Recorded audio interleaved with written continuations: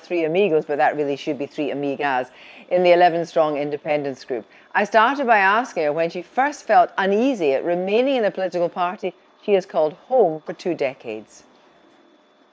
I think when I first got to Parliament, I was very surprised at the dominance of that right-wing, anti-EU grouping within the Conservative Party. And I knew that they were very organised and I felt uncomfortable. But I enjoyed the coalition and I thought David Cameron had got on top of them and I liked the direction of travel. But he hadn't got on top of them. And Theresa May, you would say, has not got on top of them. Not at all. She's sold out to them, lock, stock and barrel. But every single one of you, 11 so far, wants a people's vote. What would keep you together?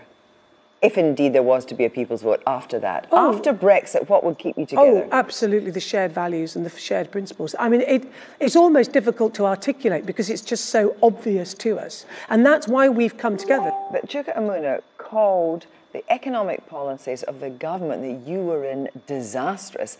And you supported George Osborne's austerity, which Chuka Umunna and the others never did. But I think the thing is that this whole Brexit thing has just thrown everything up, and the very fact that we have come from different positions, absolutely now determined as one, and knowing we are as one, I think that's wonderful. I think that's actually, people will find that refreshing.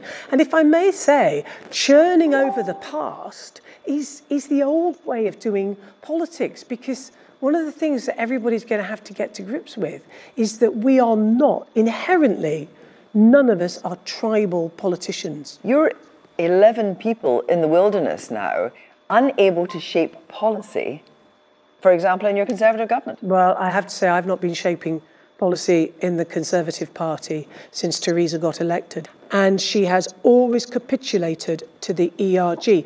The idea that you stay and fight, I mean, you know, I'm not exactly a pussycat on these things. So I like to think I don't lack courage or wanting to be having a fight about what I believe passionately in. The truth is, it's too late in the Tory party.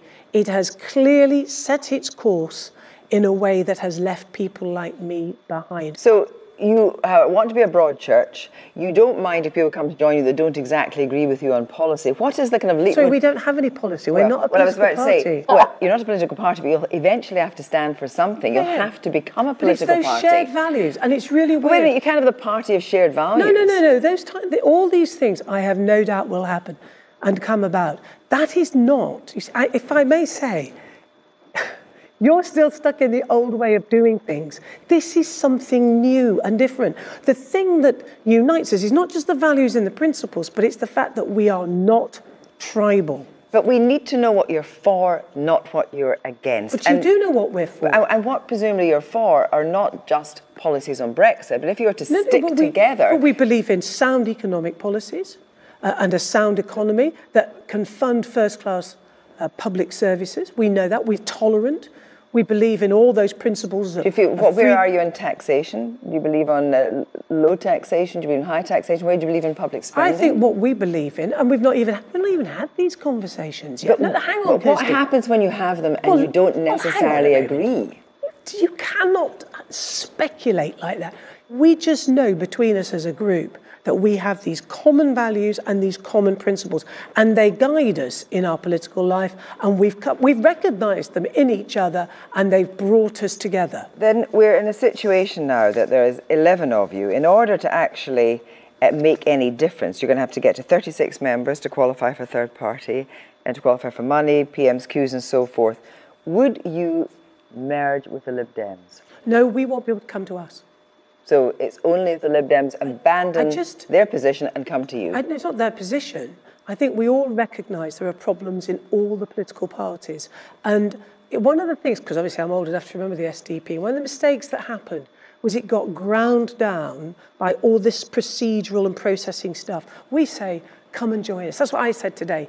Come and join us. We'd love people to come and join us.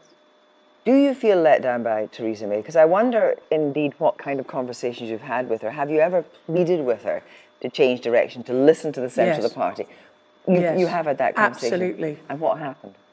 I said to her, because I thought, I have to say this thing to her, because one day I will have this sort of conversation. And I said to her, I don't understand. Why don't you grasp the single market and the customs union?